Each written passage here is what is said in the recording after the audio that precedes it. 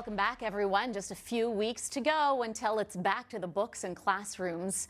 Hopeful for a school year a little more like normal. And while we hate to even think about it, there's some things we should start doing now to help with that transition. Joining me now is Dr. Janine Hubbard on this Thursday to talk a little bit about this and more. Thanks for being here. Oh, thank you so much. And I'm sorry, folks. Don't hate me for raising the topic. I know. When you see the back to school commercials come on, you got to turn the volume down because it's just so depressing sometimes. But not to say, I mean, of course we love school and education. Yes. But we love summer too. Okay, so without further ado, routine. This is always really important in a family household. Absolutely. And the reason I like to raise these issues now and not the week before everyone returns to school is there are a few habits that have shifted over the summer for all of us.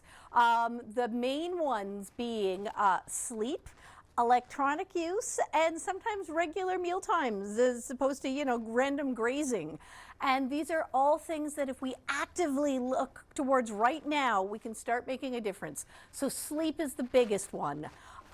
We do know that if you can make some gradual changes in the sleep routine, the first week or two of school isn't going to be anywhere near as painful as if you're used to sleeping in until 10 or 11 and suddenly having to be up at 6 or 7. Okay, so the other big one I know for parents is lunch prep. Yep. Trying to spread out some of those costs of the grocery store right now, making sure that we're getting that all in. How do you do this? Well, exactly. And I think for all of it, remembering your kids don't have to have everything they could possibly need on day one. It is financially expensive. Spread it out, but use this as a time to work with your child, to experiment with some new recipes, work together, try some new things, and help figure out what would be some fun things that might make that return a little bit easier. Meanwhile, while you're telling them that you're going to set an alarm and get them up a little bit earlier each morning to build towards things, and you're going to start to restrict the use of electronics before bedtime.